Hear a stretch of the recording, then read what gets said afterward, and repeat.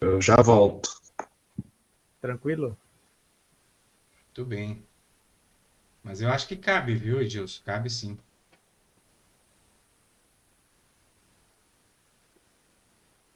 Vamos aguardar um pouquinho, tá, Thiago? Mas tudo bem contigo? Tudo tranquilo. Que bom. Tá de férias já? Eu, eu tô esperando a nota do cálculo. Esperando a nota de Vamos cálculo. ver. Tá bom. Mas no mais tá bem, né? Não, mas tá tudo tranquilo. Que beleza. Esse semestre foi um pouco corrido.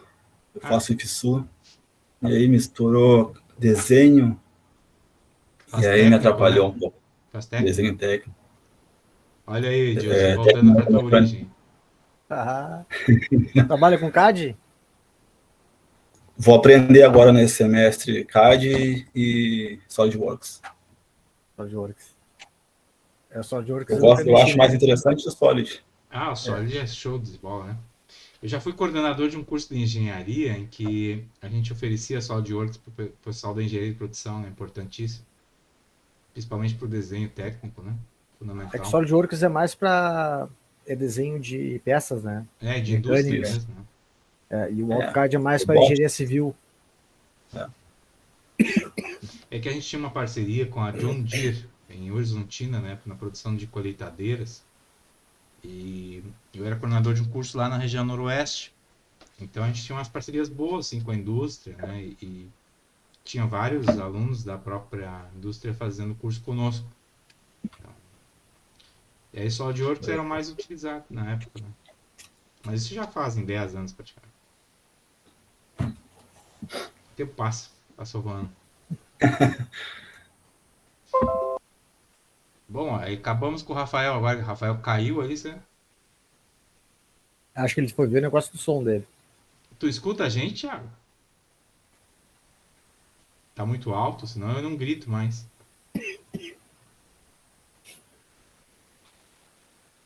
Tá bom, tô escutando direitinho. Ah, tu tá aí, Rafael? Ah, tá aí. Esse... Pois é, a gente mandou convite para todos da turma aí, não sei. O pessoal não tem participado muito das nossas conversas, né? Isso tem sido um desafio. Eu hoje brinco com o Checkup. Acho que é assim que se pronuncia. Fazer desenho, Mas aí tu usa para esse tuas projetinho. aulas? Não, não, é só para projetar mesmo futuras obras aqui em casa. Já fiz E tantos projetos. SketchUp, né? Acho que É é isso. isso. É Eu quero sketch? aprender também. Sketch. Eu É tenho bem, instalado cara, no computador, mas não mexi ainda. é muito fácil. É muito fácil. Para quem trabalha com CAD, ele é muito mais trivial. Eu sei mexer assim por cima, né? Eu vi alguns vídeos dos caras trabalhando, os caras fazem chover com aquele programinha ali. Mas eu tenho mais liberdade no AutoCAD para fazer desenho. É que para fazer a parte técnica mesmo não tem como CAD, né? Você Eu vai vou ter meu botar. primeiro contato agora nesse semestre. Não, já tentei mexer, mas não achei ele bonito, sabe?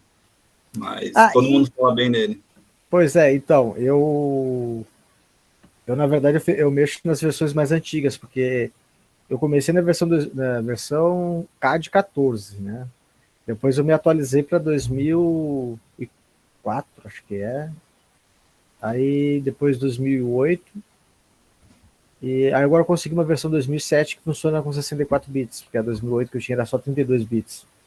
E depois disso, velho, o layout do software mudou de novo. Então, quer dizer, eu digo, não tem tempo de ficar reaprendendo o programa. Então, na verdade, eu mexo no layout antigo dele. Que eu Legal. acho, para mim, é mais fácil, né? Imagina, eu Já trabalhei tá 9 anos acostumado. com um projeto, com um engenheiro, então. Vocês têm grupo de WhatsApp, Thiago? Desculpa, Vocês não, têm não grupo, escutei. tem grupo de WhatsApp ou não? Temos, Tem? mas anda muito parado. Olha, anda parado demais. Tá. Eu vou dar. Na verdade, eu tô até sem bateria, mas vou ligar ele aqui e vou falar lá no grupo. Lá.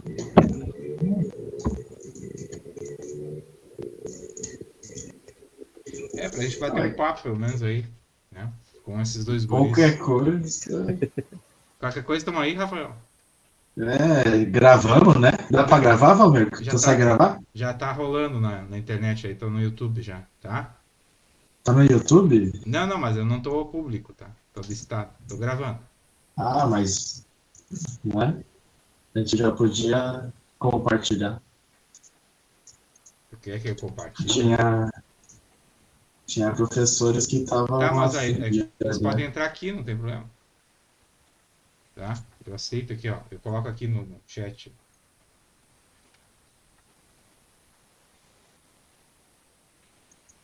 É que a coordenação pediu para eu gravar, colocar no YouTube do programa. E aí, Edilson, tu vai compartilhar ou eu compartilho? Como é que a gente vai fazer? A gente preparou uma apresentaçãozinha, né? Claro. Alguns pontos chaves na nossa fala aí. Que é um assunto muito amplo, né? E que se deixar a gente não para mais. É bem isso. Deixa eu compartilho aqui. Bom, então, em primeiro lugar, seja bem-vindo, Thiago, tá? Eu vou apresentar rapidamente o professor Edilson, meu colega aí, professor Rafael, nosso colega aqui, e já estão apresentados, tá? Obrigado. Eu sou o Tudo com Thiago, vocês, né? do Paulo São Lourenço. Vamos aí. Então, o Thiago é nosso parceiro aí de curso de física, né? Como ele falou aí, Paulo São Lourenço do Sul. Fica à vontade aí para trocar uma ideia, né? A gente bater um papo e da forma como a gente conduzir aqui a conversa é a melhor forma, tá? Não tem nada estruturado, mas a ideia é conversar sobre música, né? Estamos aqui com 2 músicos. Tá? E tá chegando a Mariane aí também. Seja bem-vindo, Mariane. Com vocês aí, gurizada. Pode começar por onde que quiserem, de trás para frente. Vou compartilhar aqui então, Rafael. Vai lá, Edilson. Sejam bem-vindos, o pessoal que está chegando, uma boa noite.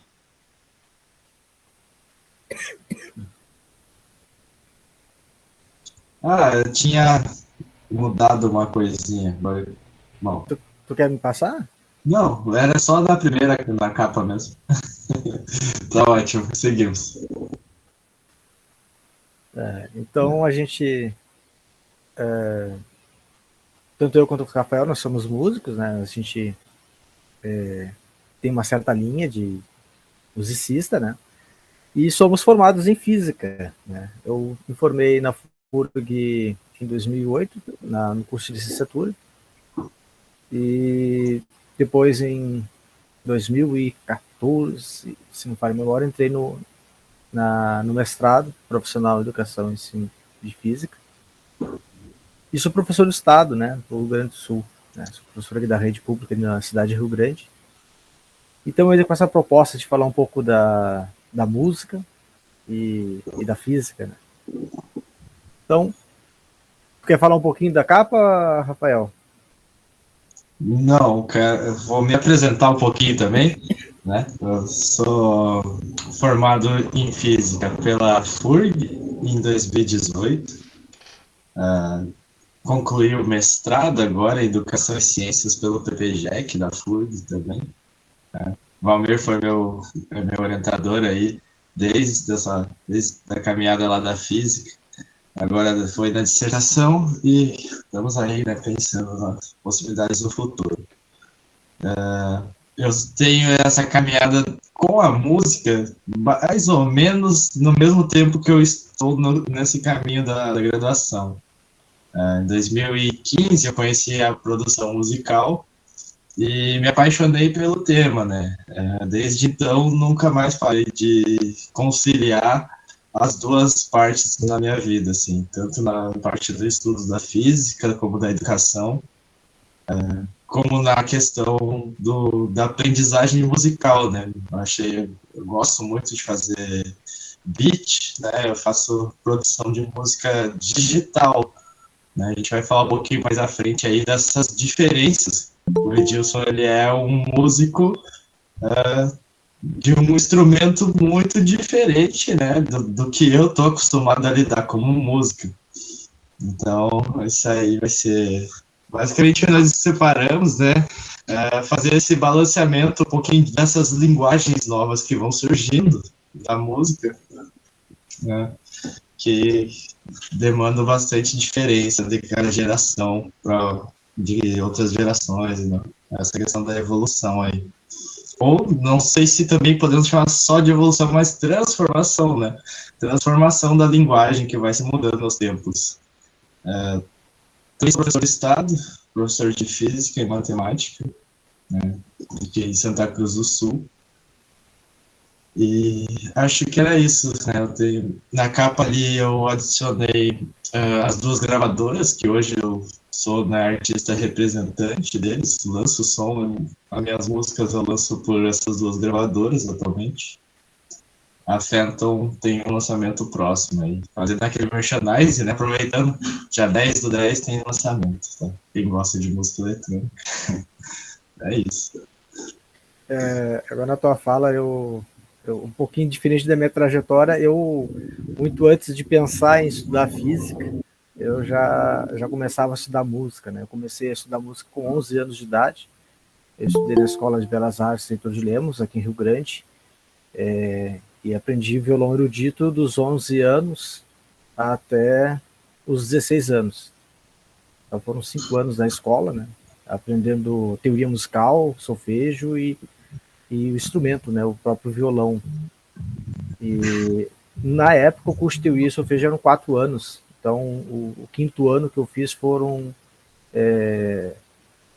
somente da prática. E nessa época, o projeto que tinha o professor Jorge Mello na escola, a gente tinha direito a não apenas uma aula que a gente tinha durante toda a semana, mas a 2 aulas de violão, né? Então, os músicos que atingiu ali o 5º ano para frente, eram 6 anos na época, tinham direito a 2 vezes o tempo de aula, né, para estar na escola. Eu digo que a escola foi uma segunda casa para mim, porque a gente chegava às vezes de manhã lá e saía só de noite. A gente tinha os intervalos e ficava geralmente na biblioteca lá, conversando com os colegas. E uma coisa que a gente vai conversar mais para frente nessa nossa live e nossa conversa é essa dinâmica que a música nos proporciona, né? Através dessa linguagem, a interação com outros jovens, né? Pessoas com mais idade também. Então a gente tem uma gama de possibilidades aí, todas elas proporcionadas através da música. Ainda bem que eu fui contemplado, né? Os mais de idade aí. Não, E eu esqueci de comentar, estou no PPGEC fazendo doutorado, o Valmir é meu orientador, já foi meu orientador no mestrado, muito obrigado. Isso é uma coisa que a gente acaba esquecendo de comentar. Bom, vamos passar aqui. Queria dar as boas-vindas para a Rafaela e também para o William, que chegaram aqui conosco, né? Sejam bem-vindos. Boa noite, sejam bem-vindos todos. Então, nossa conversa hoje está de forma horizontal, assim, né? E seria muito bacana se a gente pudesse conversar mesmo, né? Não que só estejam na presença aqui, mas interagir conosco. O que é que a gente considera música, né? E para responder uma pergunta desse nível, acho que primeiro a gente deveria pensar o que a gente ouve, né? E o que seria, então, essa nossa... O que é esse nosso ouvido, né? Através da física, a gente sabe que são variações, né, de energia, em que não há transporte de matéria, mas sim de apenas energia cinética que é transportada entre as moléculas, e isso faz acontecer através do material que está essa onda, né? Seja um local sólido, líquido ou um gás, né? São as condições para que a gente possa ter uma onda mecânica. A gente ouve uma variação, né? Uma variação de pressão detectada pelo nosso tímpano, né? E essa variaçãozinha, ela acontece com essa onda aí que está representada, né? Nesse ciclo, tem que acontecer essa variação.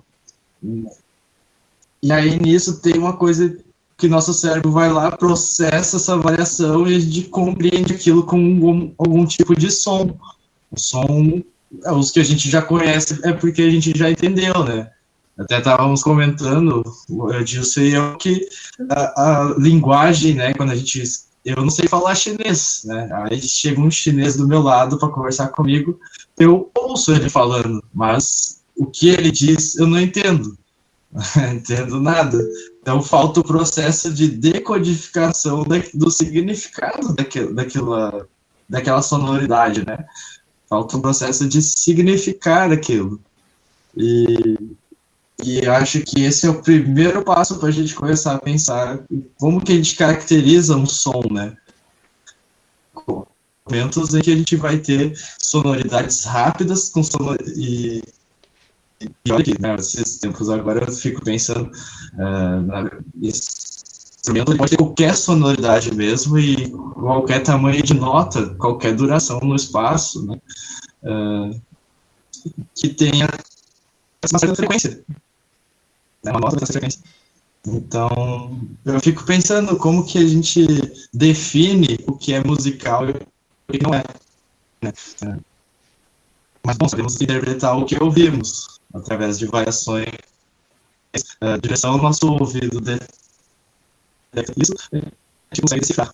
Agora, acho que tá a parte do que representa está numa parte em que nós significamos isso para a gente.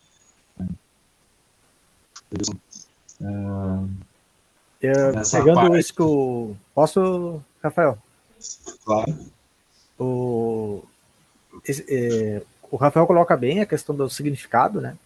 Porque eu acho que é justamente isso que a gente vai ter na música. A forma como a gente faz significado e a gente dá significado aos sons. E eu vou passar o slide, Rafael. E aí, para a gente tratar e discutir o que é música, né? E a gente vai deixar essa pergunta no ar por enquanto para vocês, né? O que é música? Afinal, né? O que é música? Alguém gostaria já de tentar, assim, né, dar a sua fala, assim, o que é música para vocês? O Edilson, tá travando o Rafael para ti também? Pra mim tá travando. Tem algumas partezinhas que eu não entendi bem, mas é uma pergunta que já desafia, né? O que é música? Nem tudo é música, né? Acho que é a primeira questão. Eu posso ter uma boa bateria e fazer um monte de som nela e não considerar uma música. Eu acho que tem... não sou um bom baterista, tá? Mas eu teria que colocar uma sequência, né? Um ritmo, teria que associar isso à melodia ou a um conjunto de compassos, quer dizer, tem algumas regras, me parece, né? Para constituir o que é uma música e o que não é música. Mas aí fala um sujeito leigo, um sujeito que não estudou música, não sei exatamente como se define, mas me parece que tem que ter harmonia, né? Tem que ter melodia, enfim, tem um conjunto talvez de elementos. E aí eu queria a ajuda dos outros sujeitos que estão aqui, Mariane, Rafaela, William, Thiago, o que vocês compreendem aí por música? Né? Pois então, acho que a música ela é algo edificante, né? Ela toca os teus sentidos, ela, como é que eu posso dizer, ela te deixa alegre.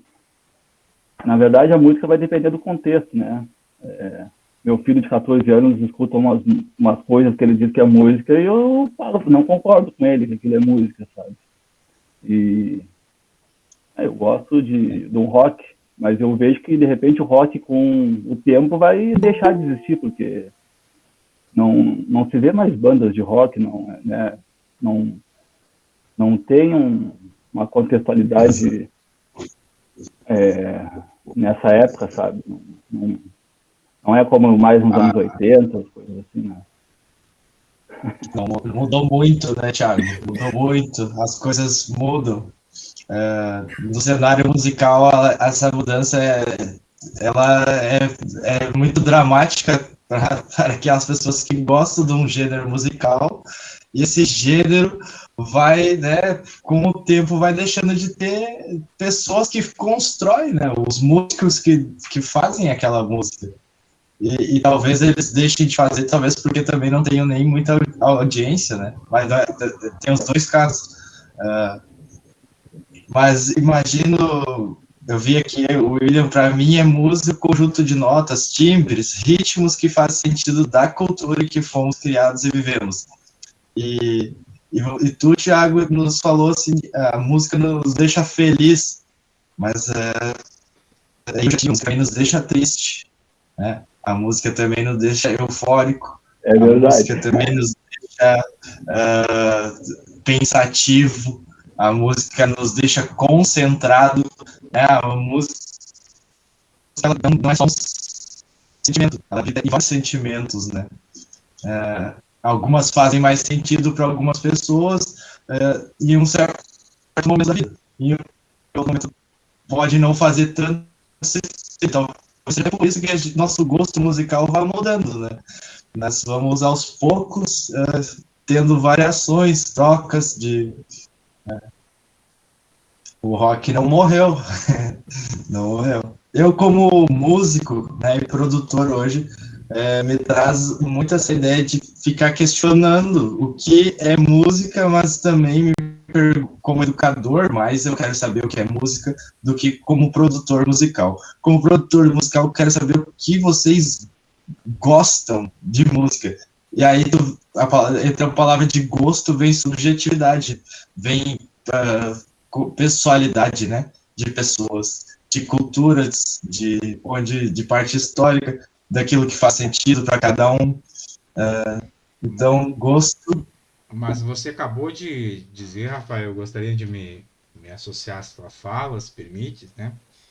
Claro. Tem duas falas aí que me chamam a atenção. Uma é o William, que nos incomoda faz tempo, né? Ele diz que incomoda. Para quem não conhece o William Rubira, ele é um colega formado em física aqui também, na FURG, né? É nosso colega doutorando conosco aí. E essa discussão da música. E o próprio, não sei se o colega saiu, o Thiago tá aí, diz assim, né? Meu filho de 14 anos escuta algumas coisas que eu não considero, para mim, não é música, né? Mas o que será que ele escuta, né? Será que é um estilo? Será que é uma linguagem chinesa aí que tu falou antes, que a gente talvez não compreenda como música? Então eu acho interessante essa discussão. Tem ritmo nisso? Tem... o futuro coordenador pedagógico da escola. Claro. Aí penso o seguinte, que talvez a gente tenha que entrar nisso, né? O que é um estilo musical, o que é um gênero musical, né?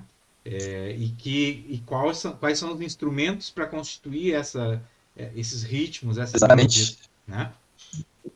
A gente vai ter a história da música falando dos estilos musicais. Então, tem lá a música do tempo barroco com toda uma pegada, por exemplo, né?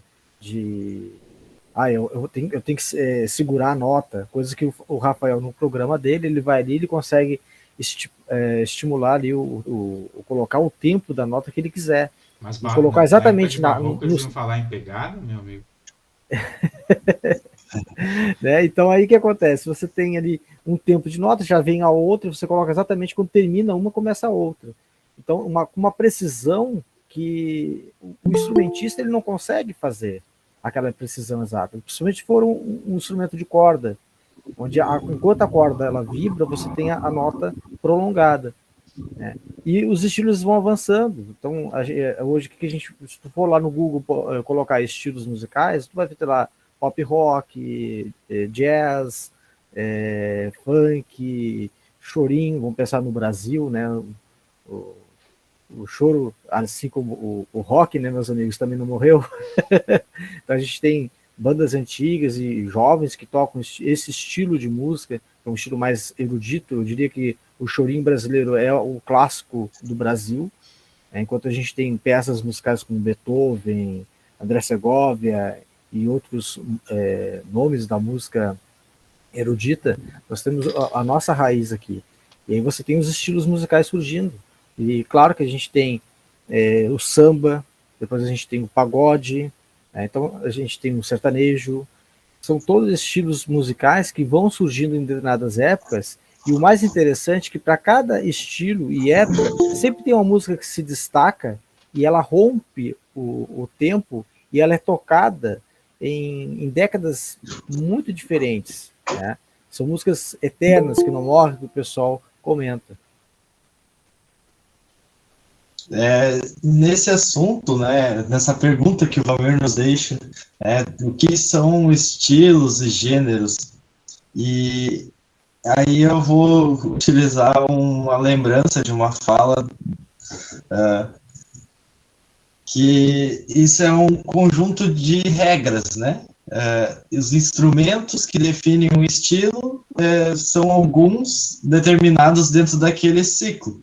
Por exemplo, a gente pode tentar criar, né, uma música de reggae com instrumentos de rock. Pode tocar os mesmos tempos, as mesmas notas, mas a sonoridade não vai ser a mesma. Né? Vai ficar um reggae agressivo. Se tu pegar baterias, coisas metálicas, timbres agressivos da guitarra, para tocar um reggae, mesmo sendo as mesmas notas, né?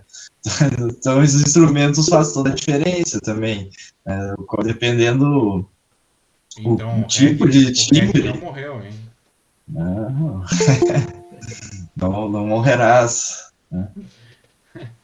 Bom, gente, assim, ó, eu acho que a conversa está muito boa. Queria dar as boas-vindas para quem está chegando, né, nesse momento, essa atividade do curso de Física Licenciatura EAD, né? Estamos hoje com o professor Rafael, com o professor Edilson, dois colegas formados em Física aqui, são professores de escola, mas que, ao mesmo tempo, são músicos, né? Então, para a gente fazer esse elo de ligação entre a música, entre a física, entre o som, quer dizer, tem toda uma questão para a gente ir conversando. E vocês fiquem à vontade para questionar, para interagir, né? Aí tem chat, vocês têm o microfone, é só abrir e conversar. Os guris são bastante abertos. Sejam bem-vindos. Bem Qualquer abertos coisa aí. Eu queria deixar uma parte que Hertz, né, aqui imagino que tenha bastante físicos, são ciclos por segundos, né, a definição. E sabe-se que, tipo, foi mais ou menos no século XVI e que a gente começou a utilizar unidades de tempo em segundos. Antes disso, não se utilizava unidades de tempo em segundos. Então, claro, também não temos nem como gravar e saber como é que eram as músicas antes disso, né? Mas aí eu imagino assim, imagina como foi a música lá em 1000 anos, né? O Edilson tem um exemplo para nós sobre isso. Passou o slide? Vamos passar? Vamos passar. Vamos passar. Então, a gente estava falando de signos, né? E aí, uma forma da gente poder, então, registrar essas músicas, até porque o que acontece? Eu e o Rafael conversávamos um pouco antes, né? A música, ela remonta a uma idade muito além do que a gente possa imaginar. Porque antes do papiro, ou antes do papel, não se tinha como fazer esse registro, mas as pessoas, com certeza, de alguma forma, tocavam seu instrumento musical e tinha a música. Até mesmo batuques, né? Exatamente. Batuques. A partir do ritmo. Então, a gente percebe que com o avanço da tecnologia, o avanço da cultura, começam a surgir maneiras da gente criar formas de poder transmitir esse conhecimento musical para outras gerações. E aí nós temos a partitura, né, musical, que tem o seu signo próprio para isso, como no início da nossa conversa a gente estava falando, que eu não vou compreender o chinês porque eu não falo chinês, mas ele está falando, ali tem um signo. A compreensão da fala, ela vem através de signos. E nessa construção musical, né, que é através do pentagrama, ou a pauta, como a gente chama, nós temos definidas claves que vão ser utilizadas dependendo do instrumento. Então nós temos clave de sol, a clave de fá e a clave de dó. A clave de sol é essa aqui, a primeira, não sei se você consegue enxergar o mouse. Temos a clave de fá, E aí a clave de Fá, nós temos 3 variantes dela, na segunda linha, primeira e última linha, né? A mais usada é na segunda linha. Quem toca piano vai utilizar muito 2 claves. Ele utiliza a clave de Fá para fazer as notas graves do piano e a clave de Sol para fazer a mão direita, né, a parte mais aguda. E aí é bem legal, porque o grave e o agudo na física, a gente vai ter nomes que vão surgir, né, que tem a ver com a altura, né? Então, quanto mais alto, mais agudo, e quanto mais baixo, mais grave. São termos que a gente estuda na física, lá na acústica. Edilson, Pode falar. mais alto no sentido de maior frequência, né? Exatamente. E menor comprimento de onda. Né? Não na relação de maior volume de intensidade. Exato, isso. A altura no sentido, o agudo, né? Agudo, no caso de imaginar uma corda, ela vai ter uma frequência, ela vai vibrar rapidamente, uma frequência bem grande. E aí então você tem aquele som agudo, esse é o alto, né? E o baixo, né? Aquele som, a corda ela vibra mais lentamente, vai ter aí tem aquela relação de frequência e comprimento de onda que são inversas. E aí que é legal dessa proposta que o Valmir nos coloca aqui para eu e o Edilson conversar, que nesse momento já tu vê como a minha linguagem, de meu conhecimento, acha inapropriado utilizar alto para agudo, né? Para mim não é a certa coerência. Numa produção, a gente utiliza o ambiente 3D, em 3 dimensões, e...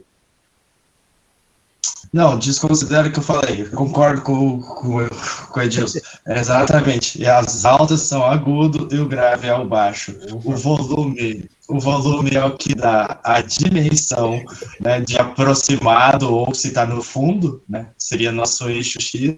Seria a intensidade, né? E o nosso Z, né? Isso, a intensidade, volume. O William, já pensou a gente ter um conflito agora aqui?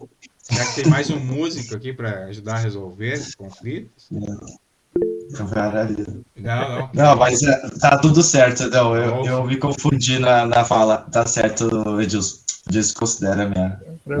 Tem mais alguém no grupo aqui que toca algum instrumento musical, que faz alguma constitui música, enfim, né? Não? Sim, talvez. Fiquei bem à vontade para falar. E é interessante que então a gente tem a construção desses signos, que são essas notas musicais, e de certa forma vai mapear cada nota, né, com a sua altura determinada no pentagrama, né, que é a partitura. Só que essa linguagem ela evolui, se a gente pode dizer assim, né, Rafael? Vão sofrendo adaptações, talvez seja o melhor termo. Modificações, né? Transformações. Porque ela não deixa de estar lá, né? Isso. E aí a gente traz uma curiosidade para vocês, né? Porque a gente cresce, né? E ouve falar, olha, tem a nota Dó, a nota Ré, são 7 notas, né? Dó, Ré, Mi, Fá, Sol, Lá, Si. Tá? Mas da onde vem isso? Aí eu, Rafael, nós estávamos pesquisando e nós encontramos essa persona que foi, coloquei o nome dele, o monge Guido. Isso. Guido d'Arezzo. E aí a gente descobriu que a notação musical, né, esse Dó, Ré, Mi, Fá, Sol, Lá, Si, que a gente cresce, né, a gente ouve falar, ela foi inventada por esse monge em 992 e 1050, mais ou menos. E essa notação foi inspirada no hino a São João Batista. E aí, o legal desse hino é que, na verdade, as iniciais, que corresponde de cada parágrafo, vai corresponder à nota musical. O Dó, o Ré, o Mi. Aí são essa parte que está circulada aqui na foto. Aqui nós temos a música, né? E a letra. E aqui está circulado, então, essas notas. Esses nomes que geraram essas notas, né? Sim, a inicial de cada verso, né? De cada Começa verso, com isso. uma nota diferente. Hoje a gente chama, então, né? Conhece assim como Dó, Ré, Mi, Fá, Sol, Lá, Si. Só que essa linguagem também modifica-se, né? Por exemplo, a gente fala, ó, veja que a gente começa a falar no dó, ré, o dó em uma outra nomenclatura, na nomenclatura de escala feita pelos ingleses, alemão, acho, acredito, eu não tenho bem certeza, mas ela é dada pelas letras A, B, C, D, E, F, G, né? E veja que para eles começa no Lá, né? Não começa no Dó, que a escala, né? Tipo assim, apesar de a escala começa no Dó, mas para eles faz mais sentido utilizar na ordem alfabética A, B, C, D, E, F, G, né? Lá, Si, Dó, Ré, Mi, Fá, Sol. E até porque, né, daí eu fui em busca dessa informação, eu já sabia disso, eu utilizo bastante nas minhas produções. A gente tem duas afinações, né, muito bem conhecidas e problemáticas no universo da música, que é a afinação de 432 Hz, que um monte de estudos acredita aí que ela cria menos irritabilidade, ela traz uma consonância musical menos agressiva, e muitos outros, né, algumas dessas coisas são pseudociências, né, outras têm alguma coisa e alguns estudos realmente que comprovam, assim, então é interessante. E o Lá do 400 é a afinação de 440 Hz, né, o Lá de 432 e o Lá de 440. Eu, como um bom, né, tipo, eu vou no 432 Hz. Então, eu passo muito tempo produzindo com os fones, eu não sei porquê, mas e depois que tu ouve uma coisa afinada em 432 Hz, eu comecei a gostar mais do que uma coisa afinada em 440 Hz. Sendo que 440 Hz 440 Hz é o mais atual, assim, né, que nós temos hoje em dia. Isso aconteceu, esse padrão foi adotado em 1900 eu tinha essa informação aqui, peraí. Foi em 1985, acho. Não, 1895. Um padrão de ISO, né, um padrão de instrumentos musicais adotarem uma certa afinação. A afinação foi então adotada aí como a certa 440 Hz. Antes disso, chegava numa orquestra e tinha instrumentos variados numa orquestra e esses instrumentos não estavam afinados na mesma afinação, né? Então, esse aí foi adotado o Lá de 440 Hz. E tem bastante coisa para, assim, quem gosta dessas superstições musicais, tem bastante conflito esse assunto. E seguindo o nosso padrão aqui, né? Então a gente vai ter um avanço que são a era computacional, e a gente vai começar a pensar em gravar músicas, né, de uma forma digital. Claro que antes disso a gente tem os gravadores, né, então já se consegue ter um registro musical a partir de gravações. Começa lá com vinil, depois fita cassete. Aliás, começa com fita cassete, se não falha a memória. Só que hoje a gente está num meio totalmente digitalizado. E dois programas que eu trago aqui, que são mais utilizados, é o Audacity e o QEdit, né, que são programas para poder gravar esses sons e poder fazer alterações neles. Ô, Gilson, tu não é do tempo do LP? Falou em fita cassete? E sim, vinil. O vinil é o LP. O famoso LP. Inclusive, os primeiros LPs tinham um outro tipo de rotação, acho que é legal falar disso, né? Que tinha o 33 RPM, e aí você tinha um vinil daqueles grandão, e tinha exatamente uma música de cada lado. Depois ele ora, né? A gente avança tecnologicamente, e aí você tem então 7 músicas de cada lado, né? Vocês ainda têm LPs em casa, pessoal? O meu pai tem 82 anos, ele tem esses vinis, inclusive tem uma Eletrola das antigas que roda esses vinis mais antigos, e ela muda a rotação de RPM, de um tipo de rotação para outro. É bem bacana. Muito bom. E esse software dá para você fazer, como é que eu posso dizer?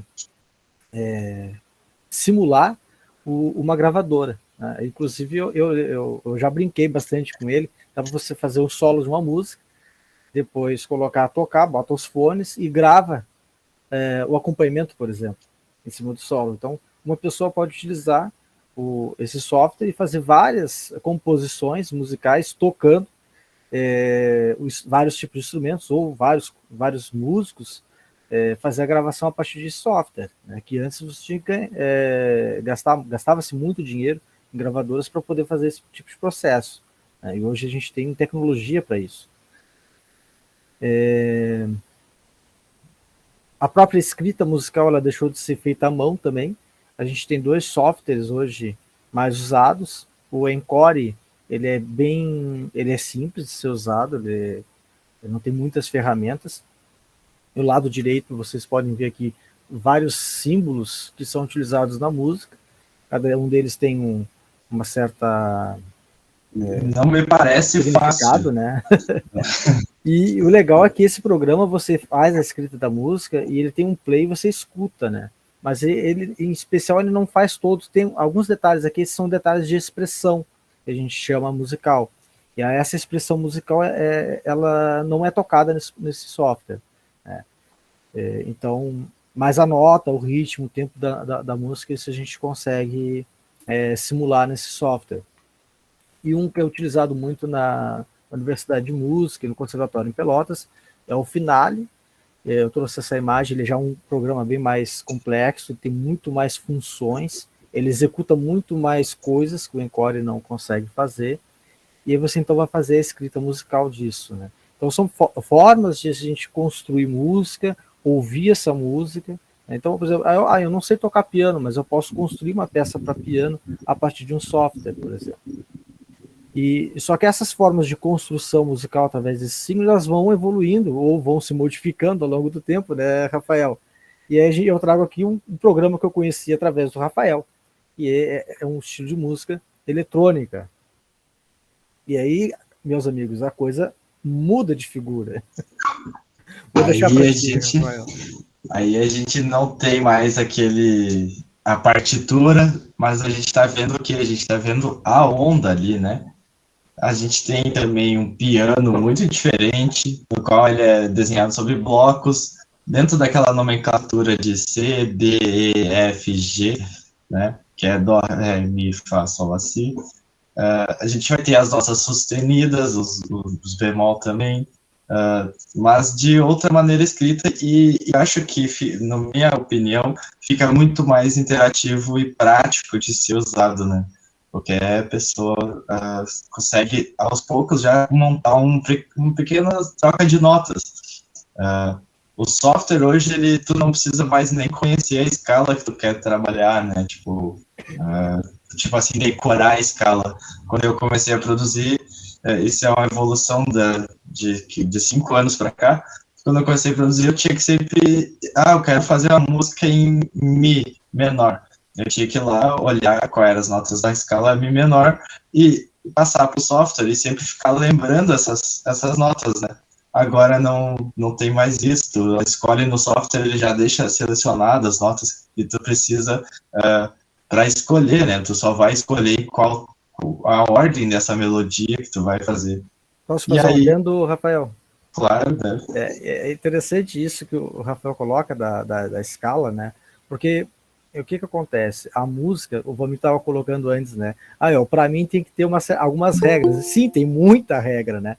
Então, dentro da escala musical, você tem notas que podem ser tocadas. E aí nós temos tons maiores e menores. E aí tem matemática nisso também, é bem legal. Tem. Né? Falar sobre tom, semitom. Então, o músico que quer construir uma música em Dó maior, por exemplo, ele tem que seguir umas certas regras fixadas, e ele não pode usar, por exemplo, um Sol sustenido. O que são os bemóis sustenidos que o Rafael estava comentando, né?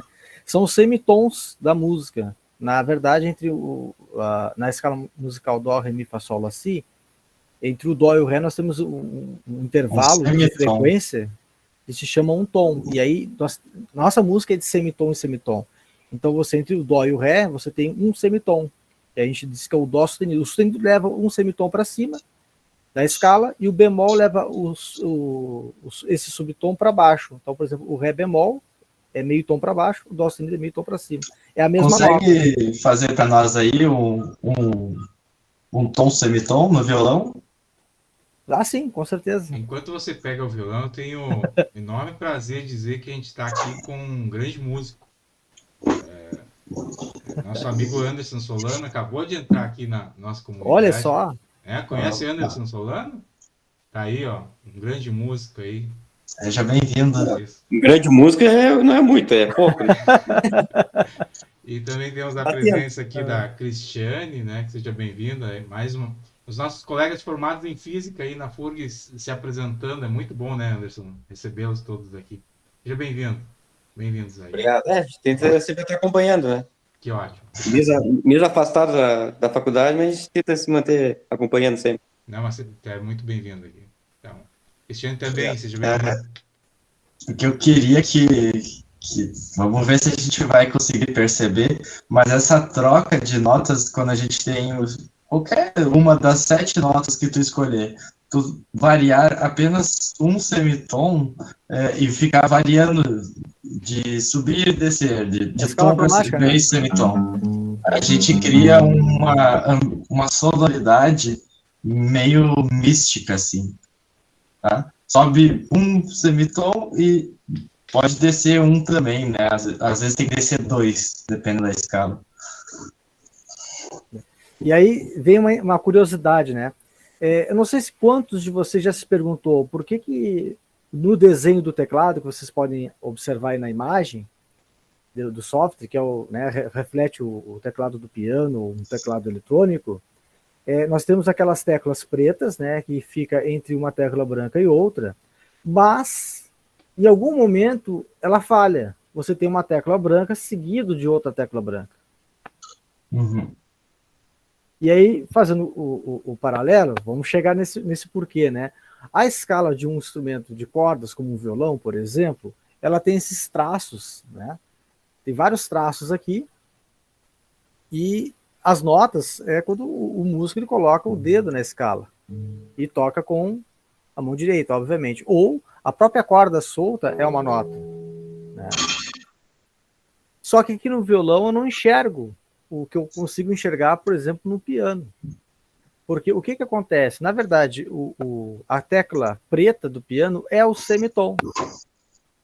Então, ele coloca o dó natural, e entre o dó e o ré eu tenho uma tecla preta, porque é o semitom, ou é o dó sustenido ou é o ré bemol. No violão, cada escala dessa é um semitom. Então, por exemplo, se eu tocar aqui na terceira casa da quinta corda, eu tenho um dó natural.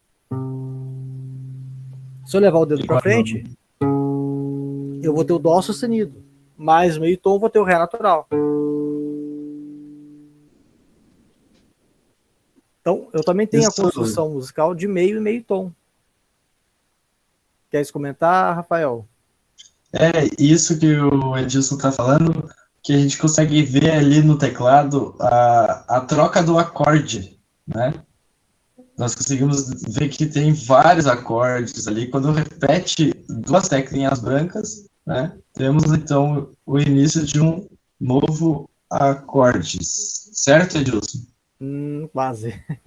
Não, faltou alguma coisa, né? Faltou. São notas. São notas. Ré, mi, fá, sol, lá, si. São notas. Tu tem que, para o acorde de dó maior, tocar 3 notas, né? A primeira, terceira e o quinto grau, dó, mi, sol. Ó. Deixa eu dar uma olhadinha aqui.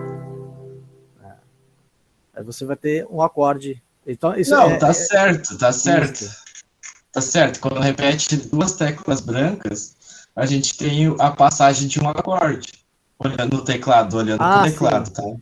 Olhando pro teclado. Quando repete 2 teclinhas brancas, a gente tem a passagem de um outro acorde. Isso na física, se a gente for ver,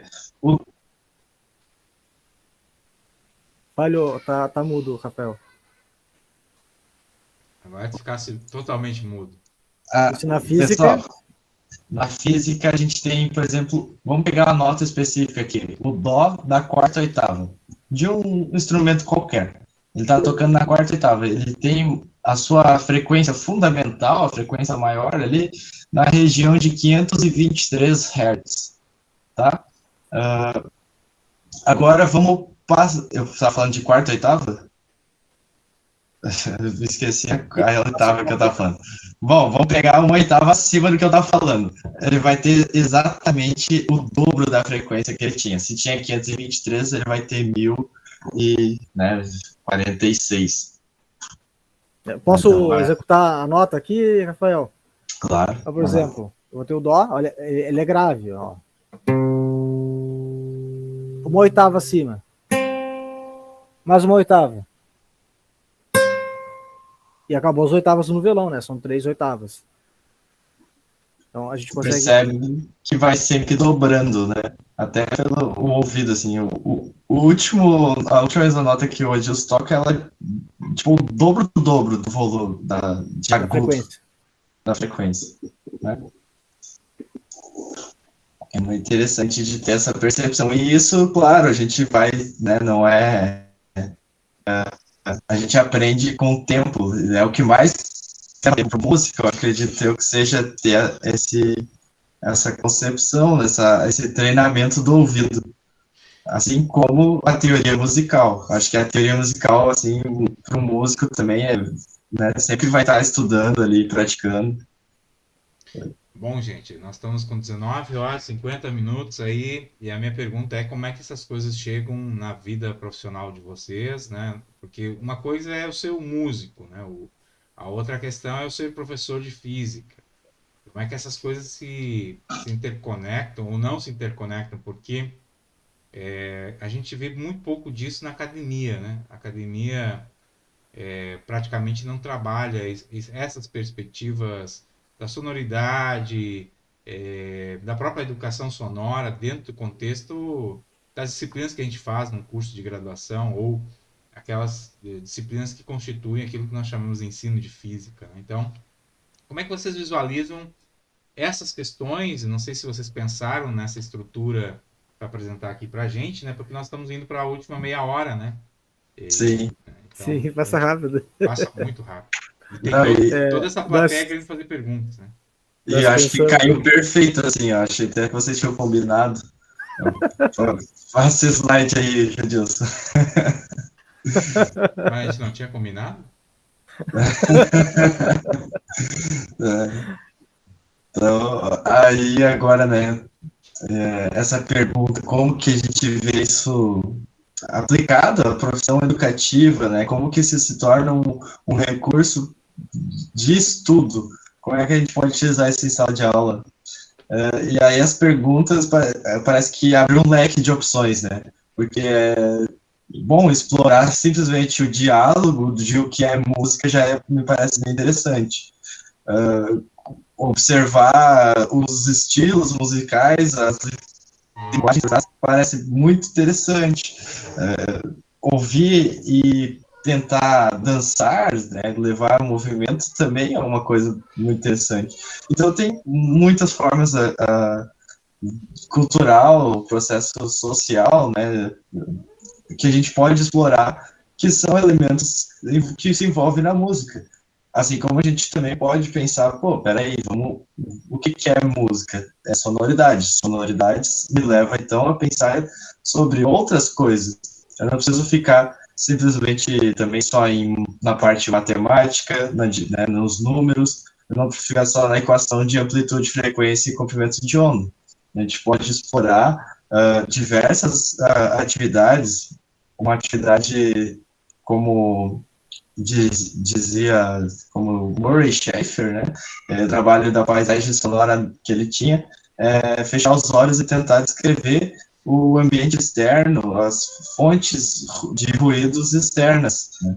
Então, essa também é uma atividade interessante, a gente pode aplicar na escola, a gente poderia...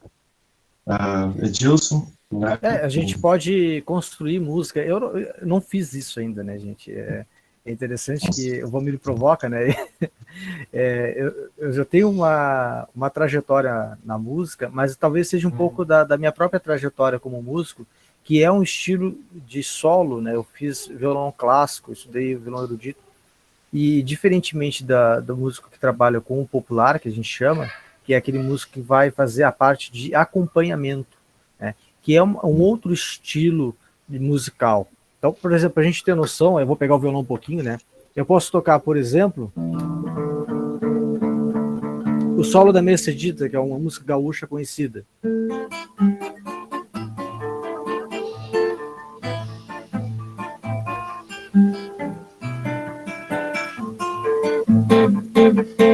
Ou eu posso fazer o acompanhamento.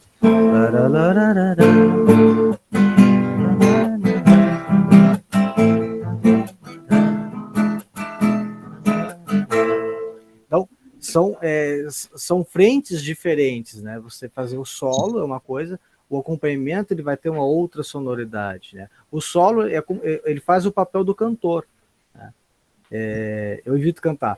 Então, o solo é a linha melódica que constrói a música, enquanto que o acompanhamento ele vai ser, né, o nome já diz, né, ele vai acompanhar, ele vai fazer a função dos acordes que compõem aquelas notas que estão sendo executadas. Eu tenho um conjunto de notas que encabem dentro de um acorde, né? Então, a gente vai trabalhar na sala de aula, geralmente o que é feito é a gente construir um trabalho musical no qual alguém vai fazer o acompanhamento e vão se construir letras. E dentro dessa composição da letra, ou até mesmo do arranjo musical, é que cabem os conteúdos. Então dá para fazer um projeto interdisciplinar, inclusive, né? Eu tive colegas que trabalharam com música em sala de aula, dentro da filosofia, dentro da história, e a gente sabe que dos cursinhos tem muitos colegas nossos, professores, que se utilizam da música para poder, por exemplo, memorizar algumas equações, ou memorizar alguns conceitos, de forma criativa, né? E a gente provocar o nosso estudante, a sua criatividade, para a construção desses elementos que compõem o que a gente chama, por exemplo, de música, que a gente pode considerar como sendo uma música. Mas eu me emociono. Aquilo que o Thiago falou, né? Mexe com as emoções, enfim, né? Só já, né, no sentido de você trazer dois elementos da música. Porque me remete à cultura. Fala, Thiago, fica à vontade. Alguns dias eu estava olhando uns vídeos na internet e então eu olhei lá Pato Donald no mundo da matemática e tem uma parte da música que fala sobre Pitágoras. Então tem uma interdisciplinaridade ali, porque fala de história, fala matemática, fala física. Eu achei muito legal também. É uma forma de trabalhar com aluno na sala de aula. A minha mulher adorou, porque ela é professora de artes. Então, ela já está tentando botar o que ela viu ali em prática. Muito legal. Eu acho que tem mais 2 depoimentos aqui. Eu vi que a Cristiana, eu trabalho sempre na escola, levo os instrumentos. Como amante da música, acho importante utilizar a música como recurso dentro da aula. E o William diz o seguinte: eu trabalho com paródias como forma de avaliação. Quando os estudantes tentam fazer letras com base nos conceitos científicos, fica bastante exposto que realmente eles entenderam, né? Porque não dá para copiar, enfim. Que eu acho que tem dois caminhos, né? E o Thiago traz um outro caminho, que é esses aspectos, relações matemáticas, relações históricas, né? E a Cristiane traz essa relação com os instrumentos, né? Cada um dos instrumentos. E nós temos aqui o Anderson, que é um músico de instrumento de sopro, né? É isso, Anderson, né? Então, e o William diz, eu aproveito a letra, quer dizer, tem um conjunto de infinidades grandes de possibilidades de exploração, né? De interdisciplinaridade, né? Que o instrumento vira um experimento em sala de aula, né? Muito. De repente. E qual é o teu instrumento, Anderson, que tu tocas, hein? Trompete. Já pensa o seguinte, agora complicou, né? Eu sou muito sopro com 3 pistas. Eu já... meu trabalho é voluntário, né? Na banda Rocinho lá. Nós somos amador, vamos dizer assim, né? Eu já na escola da minha filha, eu já levei alguns instrumentos para apresentar para as crianças lá. Lá no SESC também, na escolinha do SESC, tem a escolinha infantil lá, né? E eu, junto com meus colegas da banda lá, cada um levou o seu instrumento, trompete, trombone, sax, flauta, bateria, e fomos para a escola lá, para a escolinha do Sesc lá, e mostramos para a criançada, né, o som de cada instrumento, como a gente está conversando ali, né, cada um tem uma sonoridade, né, um é mais agudo, outro mais grave, som médio, né, e nós levamos os instrumentos e apresentamos para a gurizada lá, eles ficaram já fascinados, né, tinha idade de 4 a 6 anos de idade, as crianças tinham, né, e muitos já tinham já uma percepção de ouvido que, assim, esse som acho que é mais alto, mais agudo, esse aqui é mais grave. Então, as próprias criançadas já tinham já uma percepção musical bem aguçada já, né, e fora os benefícios que a música traz, né, o cotidiano em geral, né, tanto na questão de matemática, física mesmo, e psicológica, né. Social, né, também influencia muito a gente. Eu lembro do tempo que eu aprendi sempre com... vou falar rapidinho, a Cristiane pediu para levantar a mão ali. Eu aprendi tudo com cursos online, né, daí então eu tinha contato, assim, com os colegas, mas eu fiz na FURG uma vez com a turma presencial, eram bastante pessoas, vários alunos de vários cursos diferentes, fazendo ritmos, aula de ritmos, e foi sensacional as dinâmicas, assim, nunca tinha participado de uma coisa desse tipo, eu sou uma pessoa que não conseguia sair da timidez, e numa aula foi aquilo acontecendo, né, então, de certa forma, também a afetividade, o emocional, o âmbito social, quando a pessoa estuda música, também vai modificando a gente. Eu acho que tem um potencial muito importante nesse sentido. Né? Ainda mais alunos, né? Falando de alunos que precisam desses. Vai trabalhar bastante com a questão do comunicativa, né, Rafael?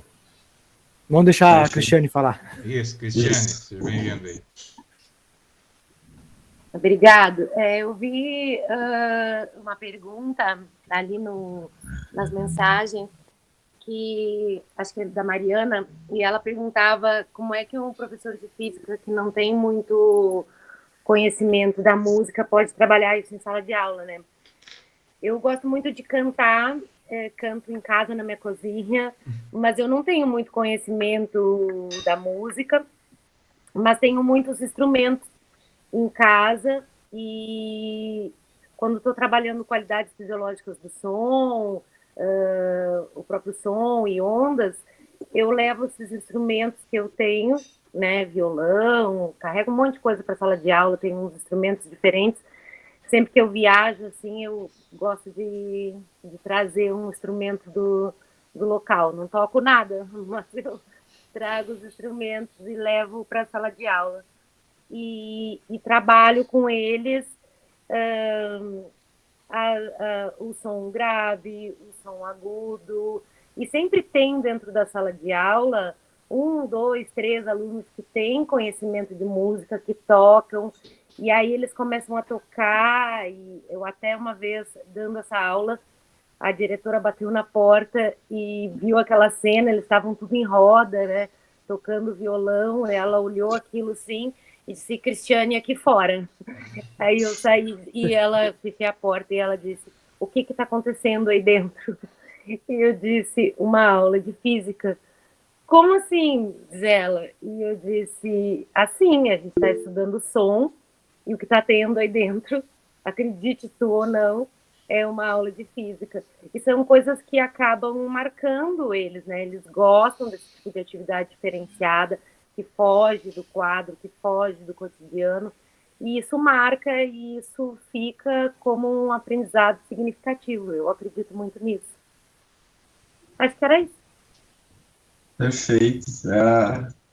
Tu vê que até... Opa! Pode ir. Desculpa, eu tô sem câmera hoje, mas eu acho que eu me expressei mal. É fantástica a proposta de vocês, é fantástica. Eu, como professora de física, acho maravilhosa. O que eu acho que não é que falta, mas que é uma ideia para vocês, é compilar atividades para a gente sugerir para professores. Porque muitos professores têm vontade de aplicar e não sabem de onde partir. né? Nós temos essa noção de ondulatório, de comprimento, de frequência, do que significa o grave e agudo, enfim, de diversas, inúmeras possibilidades que nós temos, inclusive do transdisciplinar. Essa proposta ela já transcendeu, né? O Inter, ela já é transdisciplinar. E é realmente fantástico, assim, vocês estão de parabéns. O que eu acho que é importante fazer é justamente ideias de atividades ou sequências investigativas com atividades a partir da proposta de vocês, para que a gente possa popularizar esse trabalho nas escolas, porque hoje nós temos pouquíssimos professores de física formados atuando na rede, tanto na particular quanto na pública. Isso é uma realidade do país, né? Nós temos dados a respeito disso, que 80% dos professores que lecionam física não são formados em física. Então, pensando neste público, que seria interessante vocês compilarem um material para que pudesse popularizar, porque a proposta é realmente fora de série. Vocês estão de parabéns. Eu vou me associar a Mariane, a Obrigado. Cristiane, e eu vou fazer o contraponto. Perguntar se vocês realmente não estão fragmentando a música. Quando vocês trazem esse tipo de conceitos, né, da própria dos aspectos no som, dos aspectos por exemplo, elementos como frequência, timbre, os instrumentos, porque afinal eu vim aqui para escutá-los tocar música, né? E eu acabo sempre ficando restrito a essa ideia, vamos discutir os elementos que tem na música. Você veio pela física, ótimo. Que eu acho que talvez a gente tenha que encontrar um ponto de equilíbrio, né? Porque, como a Cristiane falou, olha, a diretora viu que tinha um pessoal tocando né? Porque me parece também que a música, ela nos move, né? Ela tem uma sinergia. Será que nós, às vezes, não estamos engessados a própria questão de um currículo que está posto na física, que eu tenho que discutir ondulatória, eu tenho que discutir frequência primeiro, para aí entender o que é música, entende? Será que não daria para partir do contrário? O domínio sobre a música? Não sei. É muito difícil, eu acho, viu? Eu acho que é um desafio. Por quê, né? Eu tô como professor do estado também, né? Comecei a trabalhar parte ondulatória com meus alunos. E aí, claro que eu vou levar tudo isso que eu venho aqui e falo sobre isso, eu tenho que dar algum método, né, de aplicar isso. Eu tenho que aproximar minha fala, meu discurso da minha prática, cada vez mais. Então, levo para a sala de aula, mas a forma como eu levo, aí vai toda aquela questão, será que eu não vou usar muito tempo? Será que eu não vou ficar falando muito tempo sobre música para uma aula que era para ser 2, 3 semanas? Aí que depois eu tenho que tocar a termodinâmica, tem mais conteúdo. Então, fica essas perguntas, né? Mas a gente tenta se virar no texto que dá. Quem tinha levantado a mão? Acho que a Mariane. Pode falar. Sim, professor Valmir, eu acho que duas coisas são importantes. A questão da música ser muito mais que física e matemática, eu acho que está posto, e claro, né, ela realmente transcende tudo isso como qualquer forma de arte. Mas eu penso que nós, enquanto professores, nós infelizmente, ou felizmente, eu não sei, nós temos um compromisso com o mínimo de conhecimento de física, assim, matemática.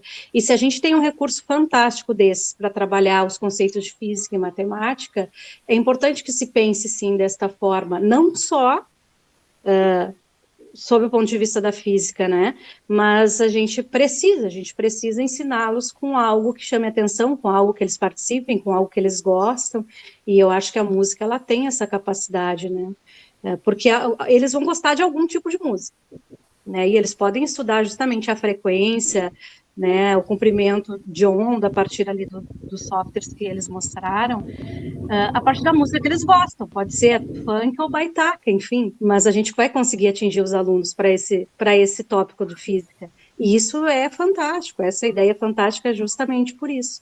Então eu acho que o contraponto ao quadrado aí é não só, mas também os tópicos de física. É interessante que até a própria onda que o software mostra, ajuda a compreender o que é o timbre, né? Sim. Porque a gente fora... vai... Pode falar. Eu lembro assim, quando surgiu o Windows, a gente não deve falar isso quando surgiu, mas vocês vão lembrar também, a maioria. Ele tinha um protetor de tela de frequência de onda, vocês lembram? Tu botava uma música a tocar. Gente, eu ficava horas olhando aquilo, porque era fantástico. Tu percebia o comprimento da frequência da onda pela música que tocava. Então, é algo fascinante também para a gente, digamos assim, que conquistar os alunos, né, para esses conceitos. A gente é do tempo do Inup. O Inup também tinha uns plugins que mostravam as ondinhas a partir do som. Tem um colega nosso aí, ele fica só escrevendo no chat, né? Mas não fala. E ele tá nos provocando aqui no chat, né? Que é o seguinte. Ele diz que... Deixa eu resgatar aqui. A minha crítica é que a música é fortemente caracterizada como um produto na sociedade moderna. É mais plausível para compreender a música atual olhando para as atividades de produção e marketing, e não para as notas. E aí ele vem com a crítica, que talvez o estudo da música possa começar com uma crítica sobre a produção musical. Pode, né? Só que a pergunta anterior era um professor que não tinha conhecimento sobre música, né? Aí como que vai saber? Esse é um outro mundo da música, o mundo do marketing, da divulgação desse produto, como comercializar, como tirar renda disso, né? Isso demora, né? Para quem, tipo assim, é fácil, não é difícil, vou usar a palavra contrária, né? Não é fácil, é difícil também. Mas é um outro caminho, e tem muitas jogadas, muitas questões de publicidade e marketing, né? Mas eu queria também desafiá-los a pensar, será que a música, ela precisa necessariamente ser vinculada à arte? Ser como uma arte? Ou ela ser como uma questão cultural para além da arte? Ela ser parte da nossa vida, né? No sentido de não reduzirmos ela à arte, né? Eu vejo ela como muito mais do que arte, né? Muito mais do que arte. Claro que não sei o que o Edilson, eu tenho uma ideia para mim como a música é muito mais que uma arte, ela é uma questão muito maior. Acho que do lado sociocultural... Eu acho que a palavra colocada hoje foi transcendental. Ela transcende tudo. A música é utilizada como terapia, a música é usada para diferentes níveis de situações cotidianas que a gente possa imaginar, em diversos contextos. E a gente vai para além disso. Na nossa pergunta inicial, né, o que é música? Então, a maneira de poder chegar em uma pessoa através da música e utilizar a música como o fio condutor para se conseguir ensinar, por exemplo, ou para se conseguir até mesmo uma comunicação, porque a gente tem hoje um universo, né, de um espectro de situações adversas dentro de uma sala de aula, com vários alunos com algum tipo de dificuldade de aprendizagem, e a música ela se torna um veículo de poder chegar nesse aluno. É uma das possibilidades. E respondendo um pouco da pergunta, só um minutinho, Rafael, aquela primeira pergunta, né, foi colocada ali, o professor não precisa saber música, claro que ajuda muito se ele souber, né, mas o professor, a gente tem que transcender também um pouco aquela visão de que a gente tem que levar tudo pronto dentro da sala de aula. Não precisa ser assim. A gente pode construir a nossa aula com o estudante. Exato. E aí, o que acontece? O que acontece é que a aula na turma A, com certeza, vai ser diferente da aula da turma B. Né? Porque é uma aula... Pode falar, Rafael. Complementar isso que está dizendo, concordo plenamente com o que está dizendo, Edilson. E quando a gente vai lá ensinar com música, né? Não é na meu ver, não é no objetivo de torná-lo músico, mas utilizar a ferramenta para aprender outras coisas. Então, quando depois teve a pergunta um professor de português deve dar aula de física, Então, tipo, eu sou físico, não posso dar aula de música, talvez não para tentar torná-lo um músico, mas sim para entender a física, né? Eu vejo assim. Então, eu acho que ela é uma ferramenta, né? A música é um artefato, mas qual é o objetivo? É torná-lo músico ou não? Bom, a gente não tem o objetivo de torná-los físicos. Se o curso é de física, o meu objetivo com a música é de torná-lo mais físico. Depende do contexto. Né? Tá? Eu acho que aí tem uma questão interessante que se coloca, está surgindo alguns encaminhamentos, né? Primeiro, dessa ideia de atividades que possam partir dessa proposta de vocês, né? Atividades para o contexto da sala de aula. Algumas já foram mencionadas aqui, né? Como essa questão dos instrumentos musicais, a própria questão da construção com os alunos a partir daquilo que eles já sabem. E um dado que é interessante, que sempre numa sala tem 2, 3 colegas, estudantes que têm uma afinidade ou uma apropriação com a linguagem musical, né? E talvez aí responde tua pergunta, né, William, que sim, tem que ter apropriação, né, das ferramentas e das linguagens, né? Talvez nem sempre o professor é o mais experiente naquele contexto, naquela linguagem específica, né, que está ali. E uma outra questão que o Gilson traz, que, bom, a música pode servir sim como meio de comunicação tanto por nós, enquanto grupo de professores, como também por parte dos estudantes que vão comunicar